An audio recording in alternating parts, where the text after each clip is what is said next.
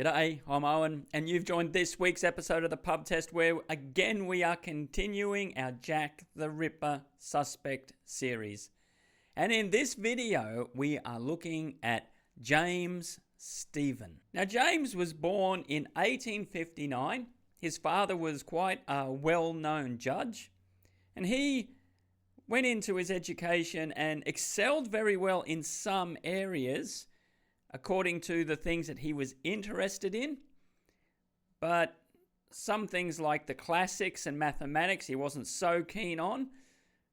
But that didn't stop him from getting a King's Scholarship to Eton College. Now, at this college, he excelled academically, but he was also a really big unit. Like, he was a solid person.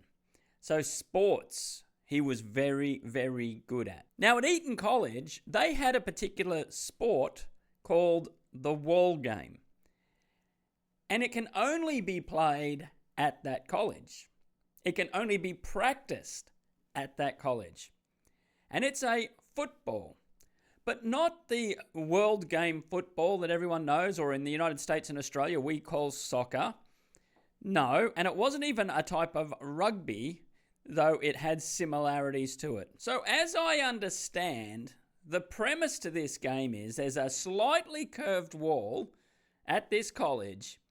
Two opposing teams are trying to move that ball down the wall, and you can score points by either throwing the ball at a door or at a tree, depending on which is the goal for your team.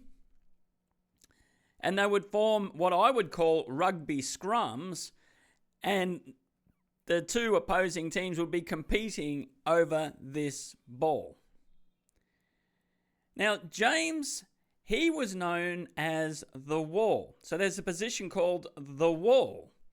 And effectively, their role was to stop the opposing team moving their way down the wall. And so obviously two teams had a position called the wall. Now, James was so good at this, it is said that he held up the entire team, opposing team, on the wall single-handedly while his players moved the ball down the wall. In fact, it's said that even today, they still refer to him in illustrious tones about how great he was at playing this game. He was the captain of the team for 2 years as well before he finished his schooling. Now we might ask, well, what's that got to do anything with the Whitechapel murders? Well, it shows this guy, he had some strength. He was sizable. If anyone of the people we've considered so far could overpower anyone real quickly, well, this is the bloke. He could have easily have done that. And despite this great ability at sport, he was very, very smart. And he continued his academic career even after completing college.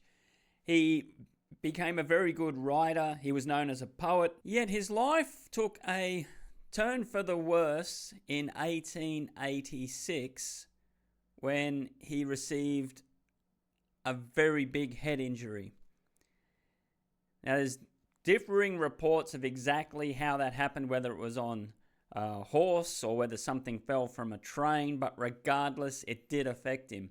And physically, it said that he recovered quite well, but mentally, not so much. In fact, he withdrew from a lot of his academic life for quite some time.